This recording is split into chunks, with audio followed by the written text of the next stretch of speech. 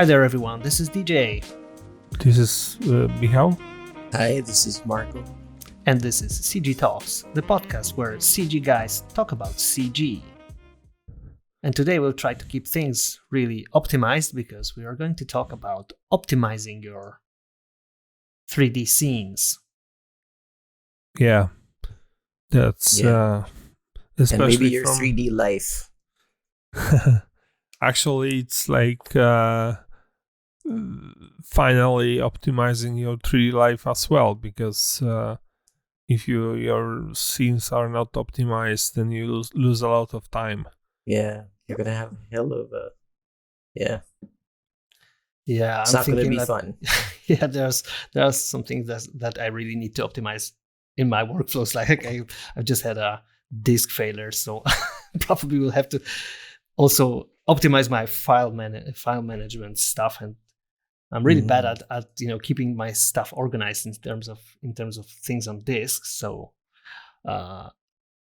recently been trying to improve these processes, like for example getting the small habits of like naming things in your scene, which you always kind of tend to omit these. Why type in and those everybody, names? like everybody in almost every tutorial from a respectable like tutorial channel, like I don't know, like for Blender, like a lot of Blender gurus tutorials, CG geek tutorials, like that's everybody talks about naming their scenes. Like at some point you hear it everywhere. Someone is always going to tell you, like, stay organized, name your file as soon as you create like a new object, rename it in your outliner, and that just never stuck. Good thing Blender has that F2 thing now where you, but that's a really like a small thing that can really save a lot of, like, it seems like a time investment while you're working. So you're really willing to omit these little steps, but then once your projects grow bigger, it just bites in the butt. Or if you keep things organized, it just benefits you in the end. Yeah, I totally agree. And I guess all of the optimization stuff, like, it's good to have this knowledge, or if you don't, then you probably will finally learn the hard way once you get into some kind of issues with bigger projects and stuff like that. And then eventually you'll have to learn, sometimes like having to redo stuff from scratch, or doing things in a different way. So I had this kind of like a first encounter of the optimization stuff, like I think it was like 10 years ago or so, when I was quite like starting out with the ArcViz jobs, like freelance gigs I did. And one of the first ones I did for a real estate development company, like there was some interior visualizations, and then I jumped into a job for visualizing a building and doing an animation of it. So like was, I think, the first animation I did for like a serious paid job. And I was like I was doing that on a pretty poor laptop in terms of hardware specifications. And I remember those, that nightly rendering and optimizing scene for rendering, and these out of memory signals. That was really stressful, because that, like, suddenly it was a bigger job than I was used to. A lot more geometry, a lot more objects, and I had the same thing with my first commercial project. It was a disaster. I mean, it finally, I delivered, but after the deadline, I got paid, but with the cut rate because of the deadline, and also, that was like the lack of experience and lack of, I didn't know I didn't set the right agreement, let's say, before work. So there were a lot of misunderstandings, and the final renders were taking forever, like the full resolution for print, because they Yeah. were going to be printed. And you didn't And- yet know the cloud render farms, probably. You know, I think that there were cloud render farms, but I think that at this point the upload speed was not enough to render stills. But yeah, I knew that some farms exist, but I haven't used them. I don't know why. So I rendered everything on my computer, and it was really big problem. And yeah, it was also like some architectural visualization, some bigger design with a CD and stuff like that. So yeah, it was a good lesson, painful both for me and for the customer, but a good lesson for what to ask about before I start working.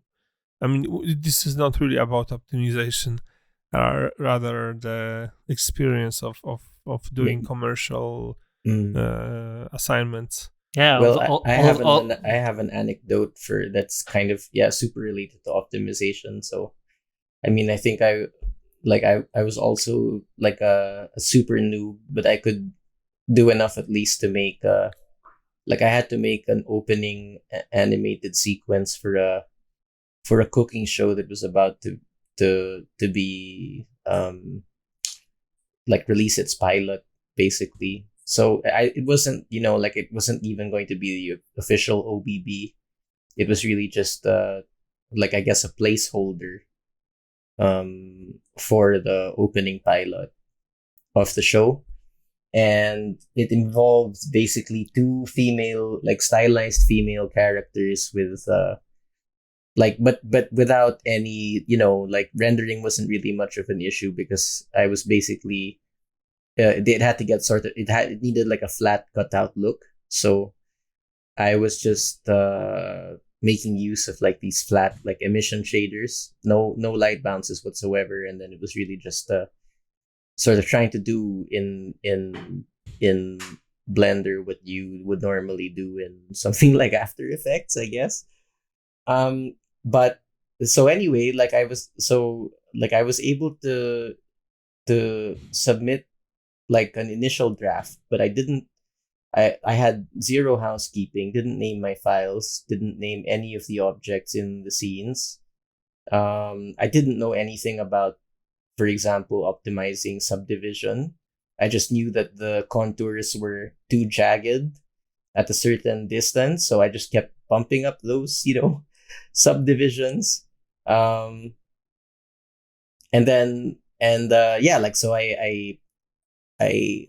I gave the first draft. I even made my original music for a working theme, sort of song or whatever. And when I presented it in the first meeting, they're like, "Oh, this is great, we like it, whatever." So I thought, I was done. So I was just super first successful 3D project, and I was in Cloud9 and everything. And then 2 weeks later, I get a call, and they're like, "Okay, so so good job with the draft, and now here are some of our comments." And then I really felt this sort of comments. Well, what comments? I thought we were good. I thought we didn't need to do anything anymore. And I'd already taken on other non-3D sort of freelancey things. And I thought I'd just be waiting for the pay, and that would be it. But apparently there were they liked the draft as a draft, but they had idea, comments, and then the corrections, there were so many little details. I didn't even know where which object was what in my scene anymore. I didn't know how to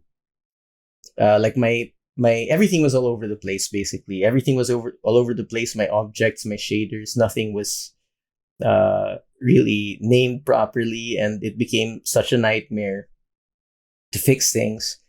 And then also some of the comments had to do with sort of resolution issues, like, oh, we need like smoother lines in this area, or and I didn't know anything, so I was like, oh damn, okay, so subdivide. At the end of the whole process, I ended up having to all flat shader renders, but it took me a whole week to render the sequence. Wow.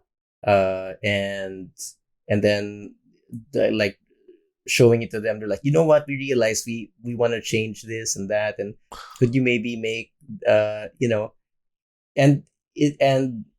by then it was like I was burning out really quickly, because I had, it was just I didn't want to open the scene anymore. I didn't want to look inside the viewport. I didn't want to go through the outliner anymore.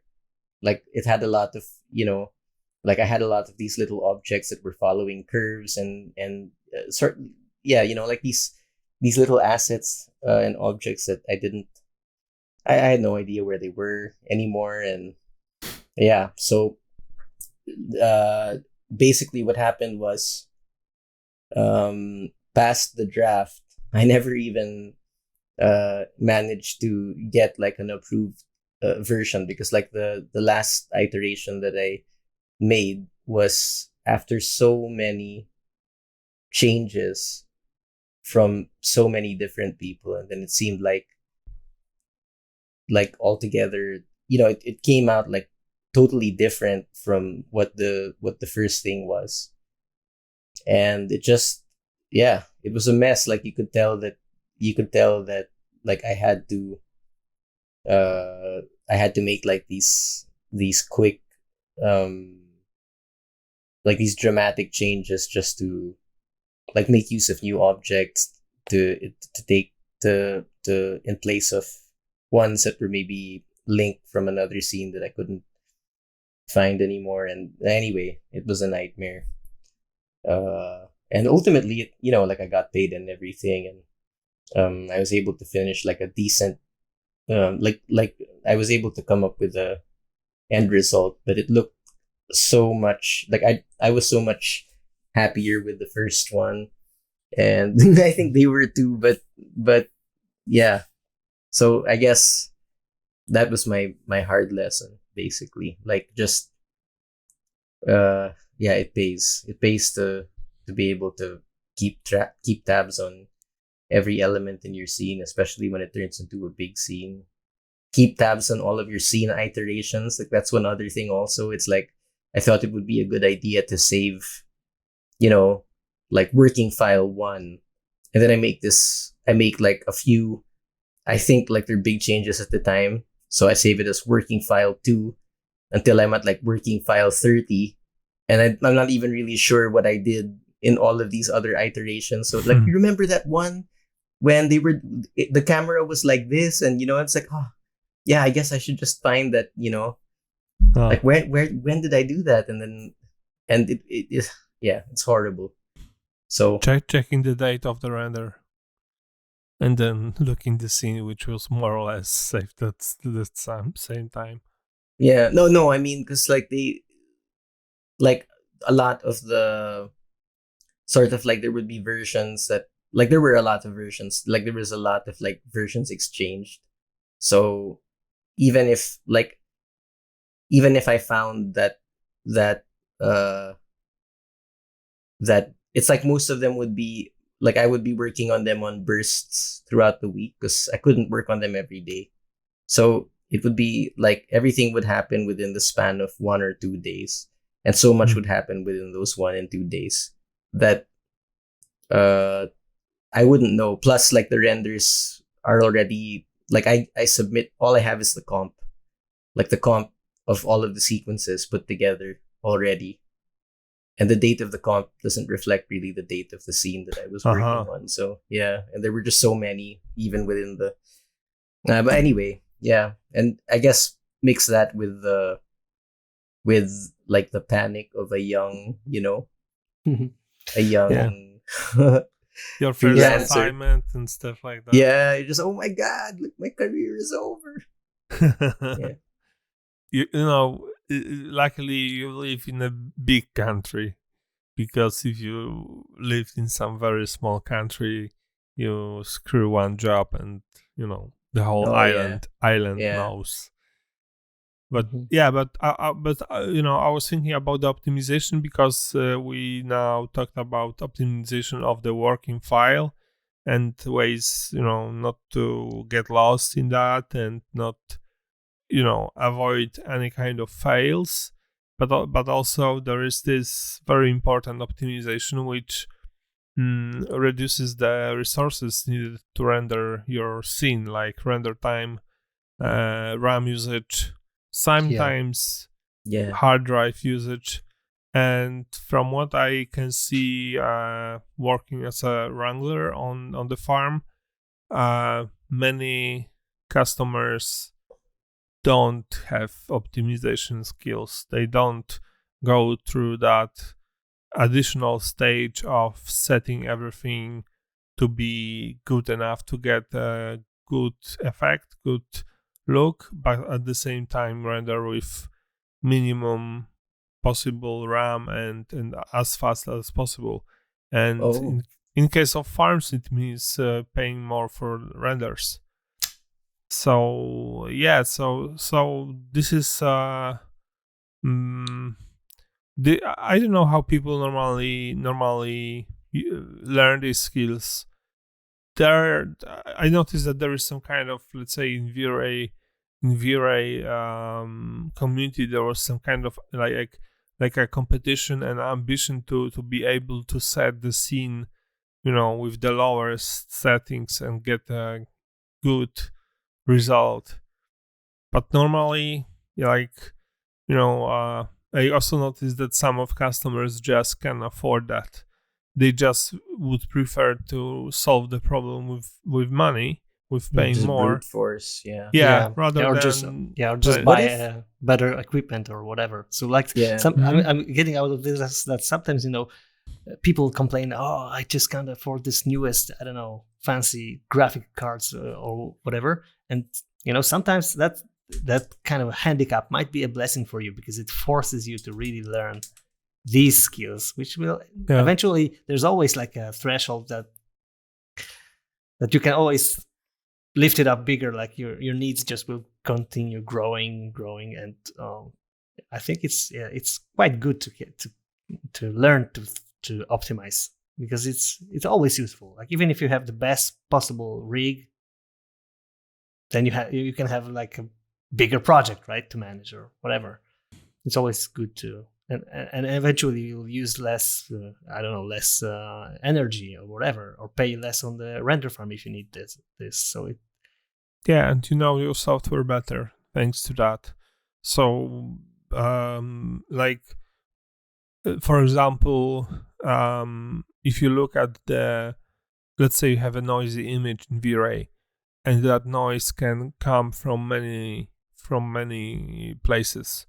It can be a problem with light sampling, problem with, for example, brute force GI, problem sometimes maybe with some anti-aliasing, but to lesser degree, problem with too low material settings, which have their own sampling.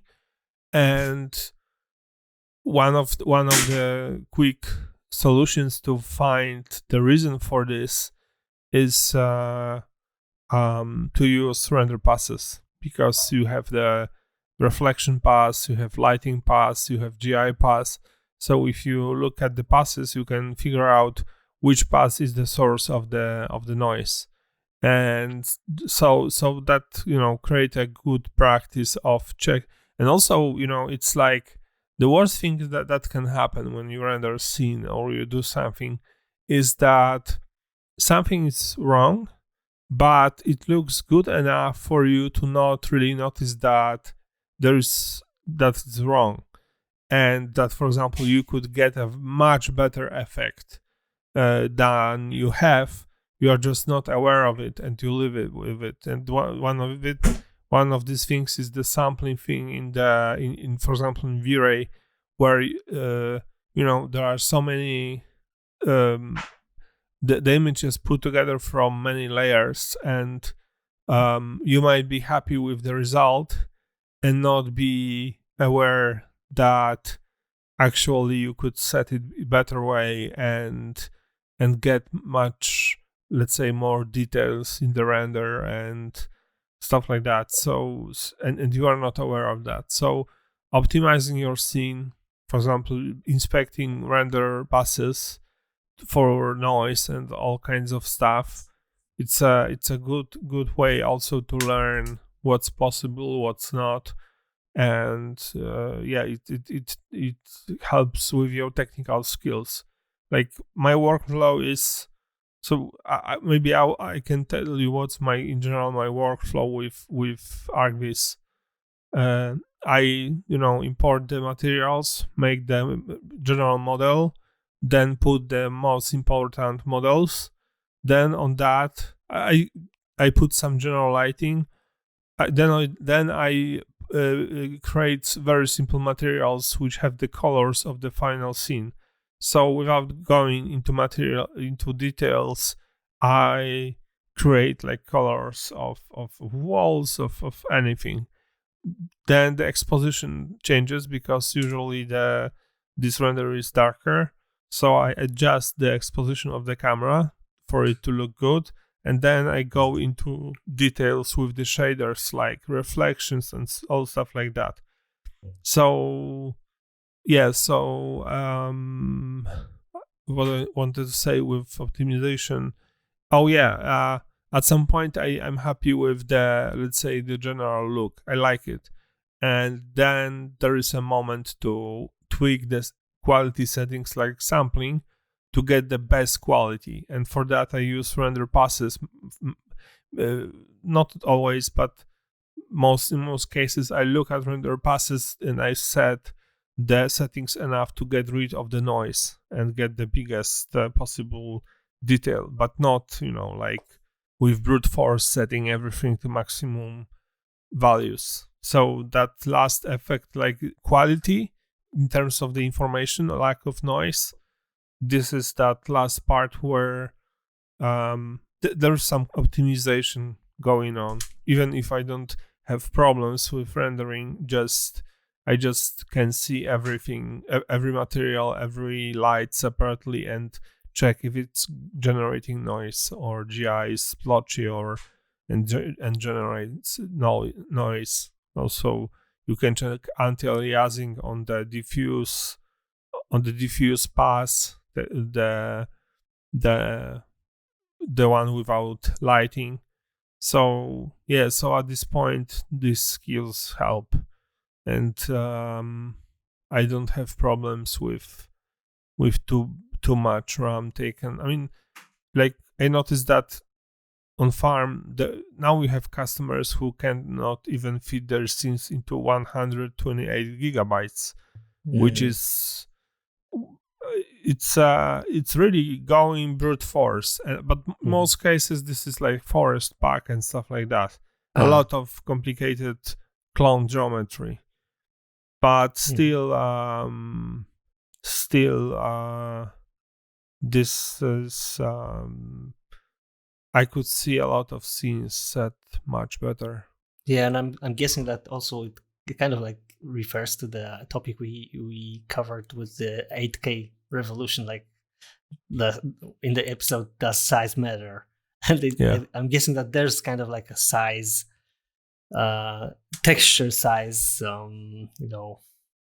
overexcitement in some people's workflows. Like you tend to get those super high resolution textures from the best quality sites, and they are really top-notch quality, but you don't always need the biggest resolution texture for everything. Like if you imagine that in your scene, I don't know, even if you render it in 8K, for example, like the thing that's textured in the camera, it will just take I don't know 1/8 of the image, for example. So it just imagine counting how many pixels will that take in your render.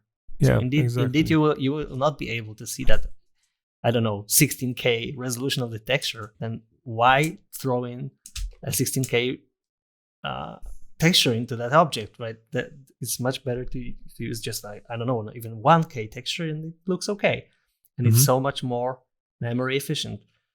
And on the other hand, sometimes it's the other way around. Like especially for interiors, I've found that sometimes if you have like a too optimized object, for example, that's really good for I don't know, background object, and if you come up with the camera too close and the resolution of the texture is crappy, then you get that kind of, you know, vintage Doom look with the blurry texture or pixelization.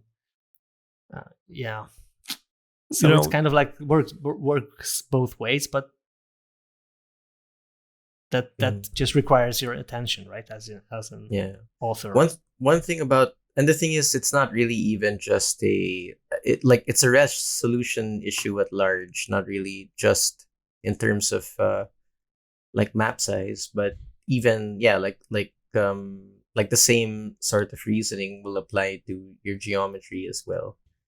So I mean, the same in the same way that you might not need that much that big a texture set of maps for something further from the camera, or something kind of small that you probably won't be moving close to. I mean, the same thing applies to the number of subdivisions you apply on your geometry, and I'm just wondering about the future of it, because right now we're kind of like left with a manual setup of most of these things, like optimizing scenes in that way.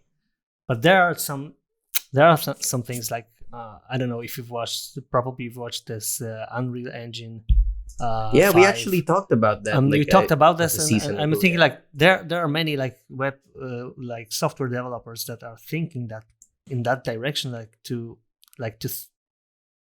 make the software think about this for you, like to use the feature that was really hot in when it appeared in Blender, I don't know, 2 years ago, the micro displacement, the adaptive subdivision, right? Functions that you subdivide the mesh more once it's closer to the camera, and less when it's farther from the camera. So these kind of like solutions are probably going to be implemented in the future in on some level, right? Like it's there. Yeah, but I'm thinking like, for example, like in the game engines, you have the LODs systems, like to use the bigger resolution versions near the camera, and once it gets farther from the camera, you can use the other LOD level of the object, and that kind of handles the problem of having a large environment and moving across. You're a person moving across the environment, and I'm thinking like, hopefully in the future it will be automated for us, right? But right now it's still not yet here in many ways. You have to think when pressing those buttons. I guess guys from game dev are the best in optimization, especially geometry. This low power. Yeah, for sure. Oh, and textures. I mean, like imagine the thought that you have to put into like things like texel density, and not only being able to like your assets are unwrapped, so that like unwrapped, and like your islands are kind of set at a particular texel density. Your maps are the size of your maps are all correspond to that sort of texel density idea, and then like it's as though, let's say like you have a room. Like I was reading something about it recently, and can't say I understand it fully, but the idea is that like in a room, for example, not only do the maps have to be optimized, like they have to be optimized so that the level of detail that you're getting out of the maps is seems unified. Oh yeah, right? Because it doesn't it doesn't look like you, and you have to somehow, like, this has to be done with sort of that kind of LOD, like that MIP mapping thing in mind, where as the camera moves closer to a particular region of that area, you should still be seeing like this this unified look.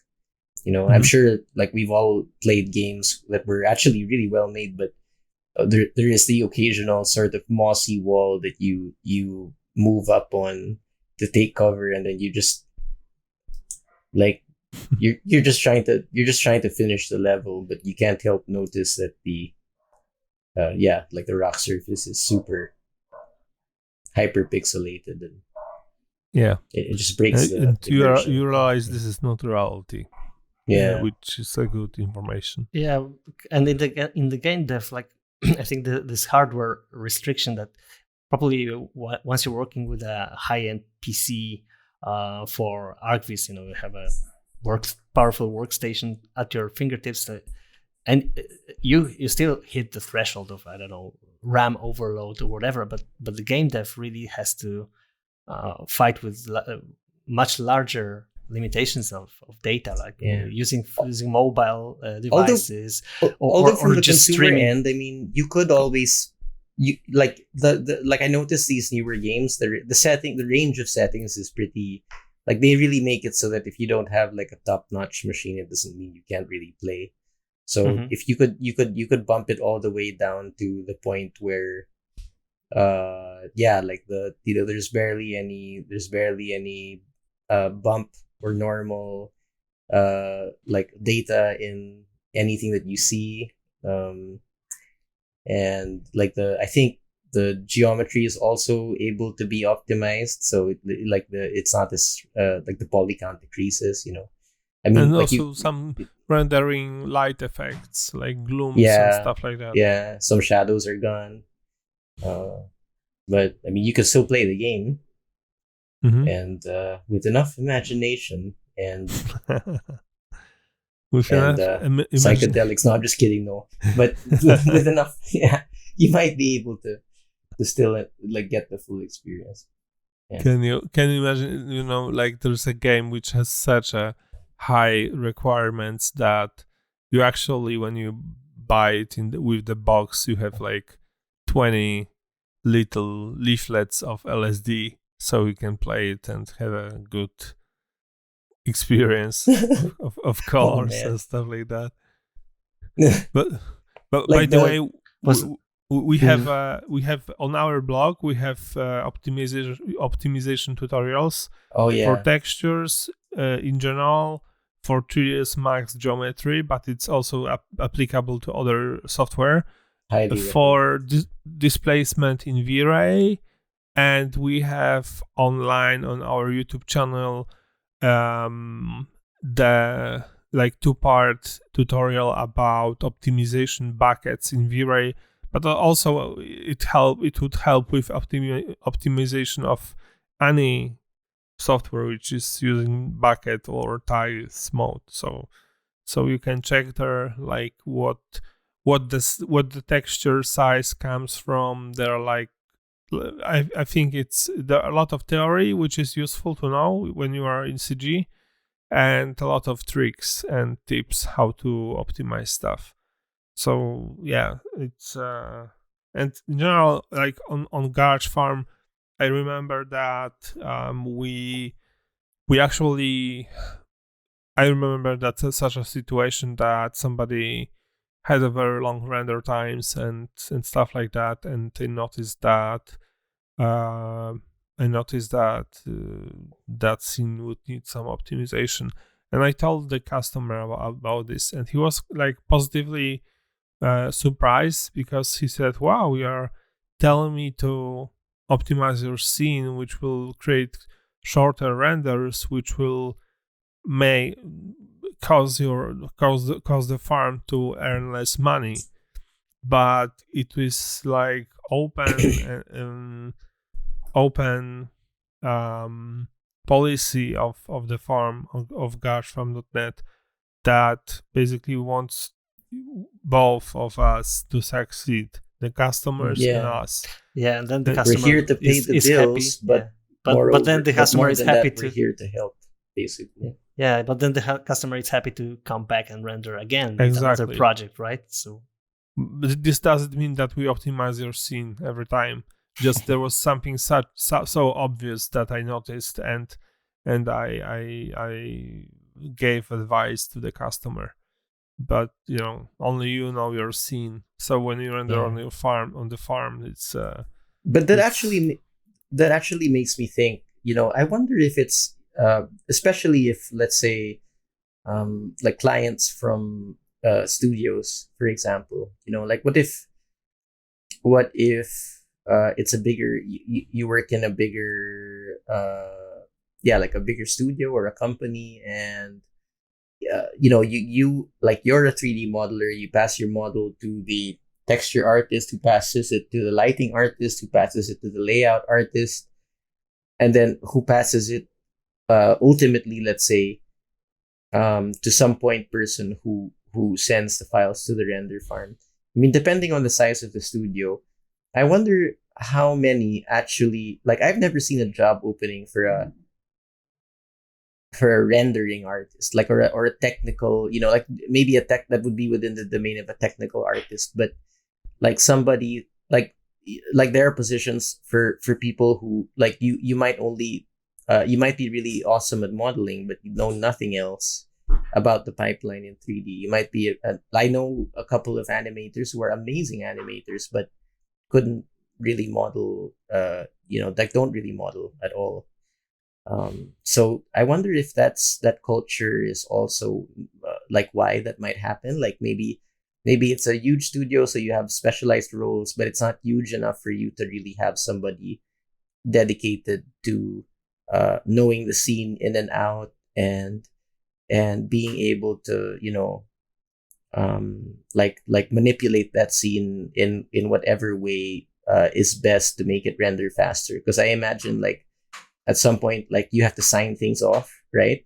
Like guy sends it off to the render farm. The wrangler tells him, like, this is, you could have made this a bit, you could optimize this, and then so the guy's like, okay, I'm gonna have to, like, file a report or something, like, scene could take could be this many minutes faster, send it to, like, the art director or whoever, technical director, like maybe there's that sort of bureaucracy that exists in a lot of our bigger clients that makes it impossible for the person talking to us on the chat side to really do anything. And maybe at that point, all they can do really is say, well, they said that this is the rendering budget, and if it's gonna cost more, but it's within the budget, then take the money. Because there are customers like that. Yeah. Not so many, but there are customers like that. Okay, that renders long, that's fine as long as it fits in our budget. But also, and in general, the contact person when it comes to farm is the rendering artist, the last guy who picks up together the whole scene, like shading, lighting, rendering artist. And sometimes I remember a situation when that contact person had to ask colleagues for help to optimize the scene if something was too big, like geometry. Usually it's like either too long rendering, which sometimes is acceptable for customers, or too big RAM usage, which is in most cases, sometimes it creates longer render times, but often it's just yes or no, like is it going to render or not at all.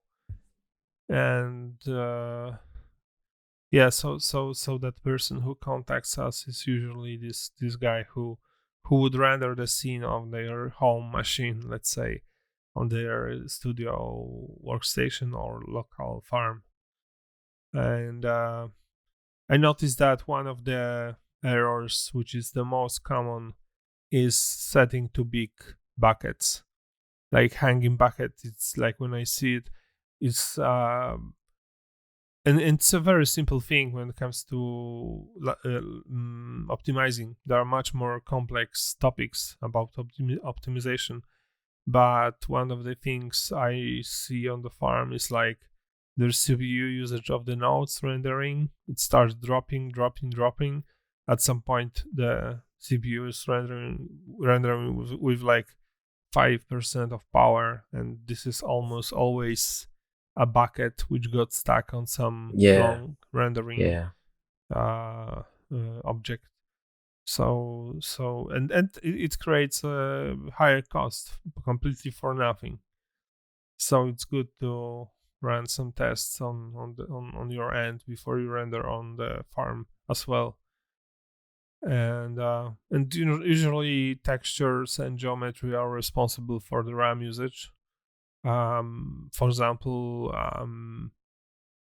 the size of the texture is important, but also you need to remember that it doesn't matter if you use JPEGs or PNGs or TIFFs in terms of the RAM, because they are going to be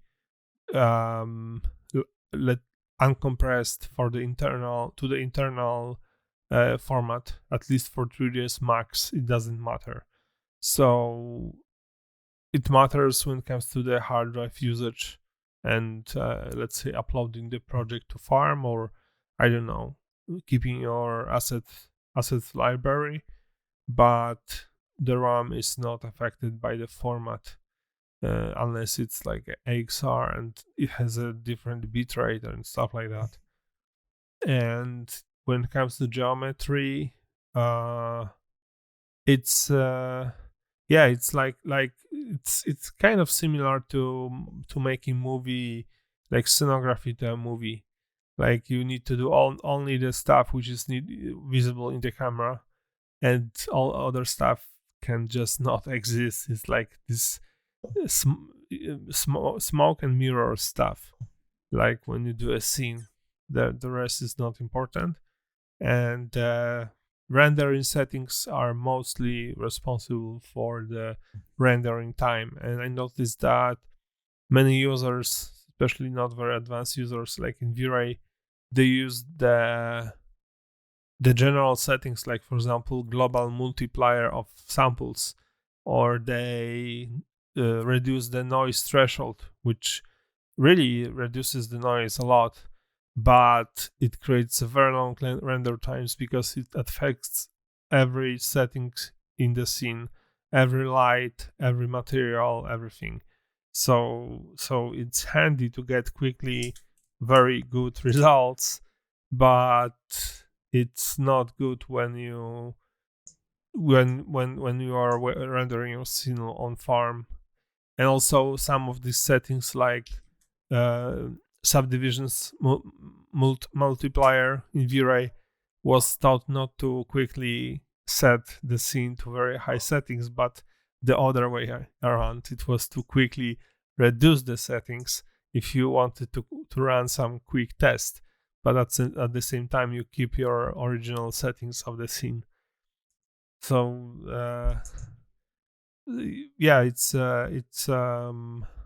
it's very common that customers don't have these skills, and there are guys out there who are very technical, like on Chaos Group, Vray forums. I don't remember the nickname of this guy. He wrote the whole article about how there's this tree of geometry, like how the geometry is subdivided before rendering, and he wrote a very technical paper about it.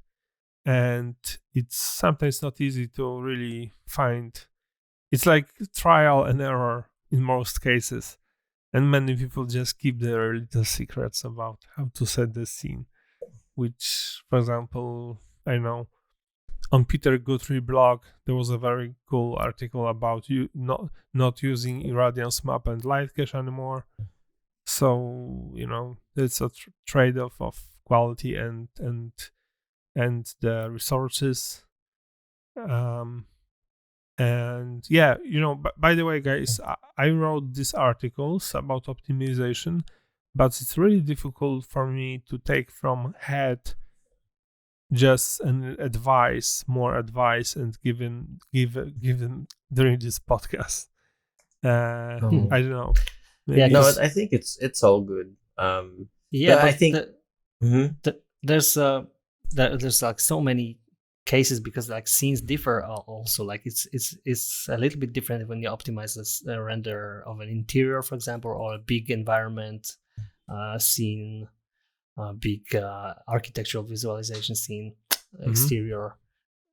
it's also different, like from case to case. So there's no like there are some general rules or guidelines you could give, but generally, like, settings are there is no like golden setting for every possible scenario. Like, Yeah. it depends if it's a dark scene, like a night scene, if it's full of light.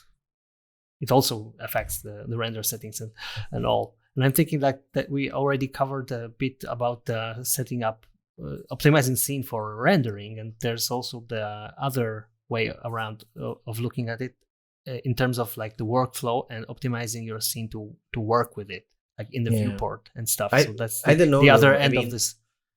Maybe we can try to at least list out a few common things that are good to consider, because like for the listeners, just so that like I think I agree we should probably let's summarize this first half where we talk about the more scene specific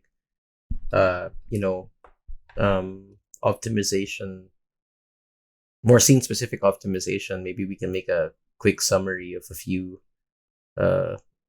sort of a few things that we know out of the bat, and then we can move on to something more workflow oriented. I don't know. I think it would help people listening. But what do you guys think? Do you mean the viewport or rendering? I mean, right now let's rendering summarize first, and then we'll move on to then let's talk about the viewport. So I would stick to this scheme of like optimizing the geometry of the scene, the textures in it, and the render settings. Like the three that are the three like the biggest chunks of knowledge about optimizing, I think. Yeah. So for me, it would be like when it comes to geometry, get rid of everything which is not needed. Use instances, and if you can keep the modifiers like turbo smooth on, don't collapse the models if you don't have to. You can always change the number of iterations. And textures, it's like DJ said, it's actually in this article in the blog there is like an example of like a multiplier of the texture resolution in comparison to the resolution of the image. So keep them as small as possible, or just you can have like one size which is popular, like 1000 pixels or 2000 pixels. And when it comes to rendering, I think that the thing that I would especially when it comes to Vray, because it has many settings, I would advise to render all the render elements. And if you would like to bump up some settings or reduce them, check the corresponding render passes. Like, do you have noise on this table or not? Do you have, and in general the noise threshold, keep it at 0.01, because like avoid every setting which is affecting the whole scene, like multipliers, global multipliers, noise threshold. You can set the right noise and set the right quality using local settings. And also don't try to fix things like quality of your scene, like noise, with anti-aliasing, because this is never ends good when it comes to render times and doesn't give very good effects. So it's good to remember about during modeling. It's good, the scene is good to remember the scale. Like I have this tendency of overdoing the details in models. When I know that this window is going to be far away from the camera, I do some little stuff because I somehow think that it's going to affect some. Maybe unconsciously it will look better, but it doesn't help. So it's good to remember it while you are modeling. Yeah. So by the way, like on the farms, the scenes which are generate need a lot of RAM, because I've heard this kind of opinion, like, well, they need a lot of RAM because they are professional projects. Not really. It's like, it, for example, the ones which need a lot of RAM usually have a lot of like clown geometry, like trees and stuff like that, and they don't have to. You can have a very professional project with 5 gigabytes, very unprofessional project with 128, and the other way as well. So yeah, so these things which I mentioned would be the most important. Okay. Yeah. Well, I think yeah, that's pretty much it, right? Optimize geometry by watching your subdivision. Optimize your textures by allocating the right map size for where the object is in your composition. By the way, in Blender you can have you have the simplify option in the settings. You can like do a global threshold. So if textures. There's a counterpart in your particular render engine, because we're not really I don't know. I mean, maybe not. We're not sure what DCC you use, but yeah, if there's a global simplification button, I guess you could use it if everything is subdivided properly relative to each other within the scene, right? Like, I mean, it would be better to still you can simplify everything globally, but if for example you have some mugs in the background that have like a subdivision level of 4 for no reason, like limiting the subdivision level globally will optimize that. But like you don't have to pay for things closer to the camera. Don't necessarily have to you know what I mean? Like you can use it, but it's good to look at all of the objects individually, especially when it comes to subdivision, and be aware of it as you're laying them out, so that their level of subdivision is always kind of relative to whatever threshold you put in your global settings. So there's that, and then like Andrew mentioned, passes. And I think that one, sometimes like you don't even, there are solutions that aren't necessarily very technical either, but could really help.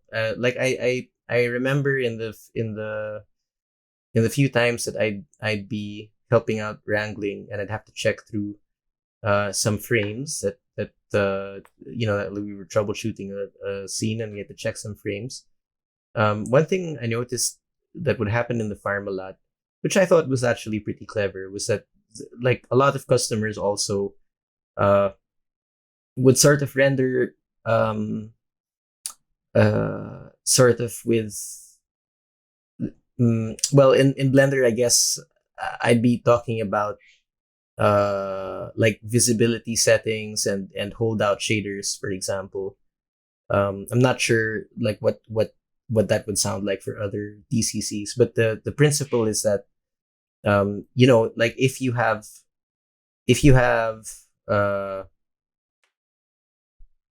a shot that has a lot of basically you can compartmentalize your shot. You can compartmentalize your shot even if you have, for example, intersecting objects in the camera. Like there are ways that you can sort of render them as the camera sees them in components, so that you can put them together later down the line. Yeah. And then have them and assemble the sequences together to create the final result. And in doing that, you'd save a lot of time in terms of memory, and you might submit, like, instead of one crazy job that probably most nodes won't be able to handle, you can submit that job broken down into many jobs that will render much more easily and much faster. And if you like, all of those jobs could be running at the same time, so it wouldn't be as though you'd be scaling up your render time in doing that. I mean, so a few additional minutes added in sort of saving out different scenes, for example, where every component of this elaborate city fly through is broken into, it's broken into chunks, and every scene is like just the buildings, just the road, just the cars, depending on how best you could do it. I mean, you don't really need to be super well versed in all of the settings, but that would be a really good way also. I mean, because it's not like if all of this were one big scene and then the job would fail, or you would have to render it again and again, or like it might end up costing you the same amount anyway or more than just kind of rendering them as smaller jobs in chunks. Right. So generally use compositing to your advantage in general. And I'm thinking like one thing also good to mention is that sometimes it's wise to use just the things that you really need in the particular job. Like for example, you're doing a specific scene that doesn't really need caustics, so don't hesitate to turn them off, right? Oh yeah. Or the subsurface scattering, for example, is pretty demanding in render times usually. So if you won't really see that in the render, just turn it off. Like don't use it. It's but sometimes you need those. Or volumetrics, for example, sometimes are very heavy, right? Calculations. Maybe sometimes you need that little mist there in the scene. Well, why not doing that in post? Sometimes it's so much easier, so much fake. Yeah, still using some fake post-production techniques will produce the same quality effect, and in the end, but not causing your render to go actually, like let's say like you needed to create some animated fog. I mean, and it's a camera rotating around the scene, right? If you were going to purely do like post processing with that after the fact, it might suck to have to track like the mist footage onto like your 3D sequence with the camera like moving like rotate, like orbiting around like a particular area. Like how are you gonna but so that could be like you'd probably have to buy your compositor several beers after the project. But what you could do maybe is like import the image sequence with alpha as just a plane in your within your 3D scene. You could even create a constraint that would force the plane to orient itself towards where the camera was looking, so that you don't kind of see the edge of the footage as you're moving around the scene, and if there's a lot of these planes, you might not even notice that in the fog, and that might speed things up considerably. I mean, you're definitely going to be computing more images, so more memory consumption, but like it might be a worthy trade-off, and to make something like an impossible or super expensive render actually pretty doable. Yeah, in general, this is like the need is the mother of invention. If I say that correct. Yeah. Right. And if right. you have the poorest graphic card out there, then there's a need for optimizing your viewport. So let's maybe jump into that right now. Like how to work with that big fancy scene of yours and not getting your computer to choke totally when rotating that object. Have the best GPU card you can, but it's never enough. Finally, it will always choke at some point. Yeah, but there are some tricks that you can use to, I know that when you're working with a really, really big scene, it's like recently, Marco, you did the tutorial about linking collections in Blender. I think that's a really useful resource for that matter. If you were working on some kind of a bigger project, it's really good to break it down into chunks and then just like maybe gather all the assets at the end in the final render scene, like linking in the individual assets, and then you can like work on each asset in a separate file. That's one way, or just and they update right dividing it just into the collections layers, whatever you have in your software, like and then viewing just what you need to see at the very moment while you're working on it. And there's the whole concept of proxy objects that is widely used in the ArcViz, especially for environments. So like, or just like changing the viewport settings, like for objects that you can view just the bounding boxes or whatever. That might be a little bit not handy. Like sometimes it's not very useful. Like for example, in 3ds Max, when you use a forest pack for trees, you have the option to display them just as a point clouds or something like that. So it's pretty like visual. It shows you like the general size of the object, but it's really viewport friendly, not to show the whole tree with the textures and stuff. Yeah, it's similar to Anima, like the crowd plugin for Max and Cinema 4D.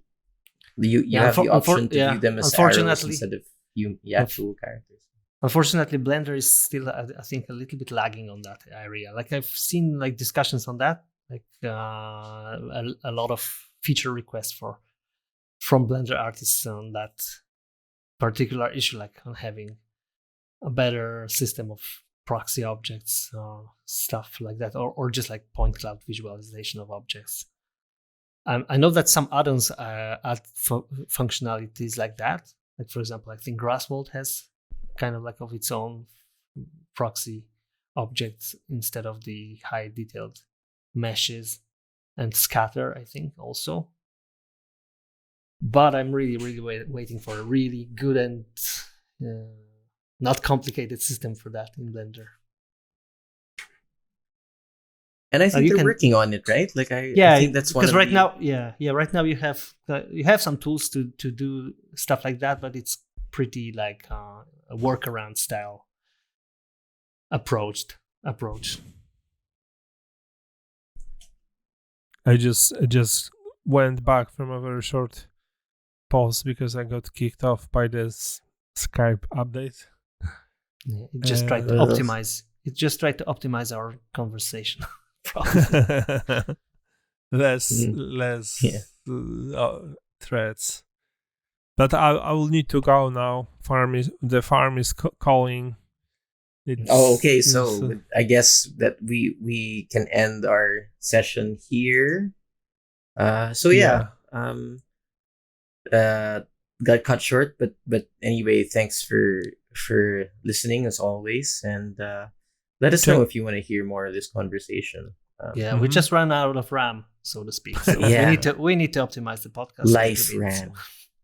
Yeah, just in the links RAM. there will be links to the optimization guides we created. Very useful.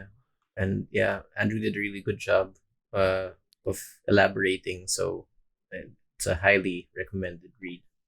Yeah, I should get Nobel Prize or something like that. It's like master degree. Hopefully they would optimize the budget for that.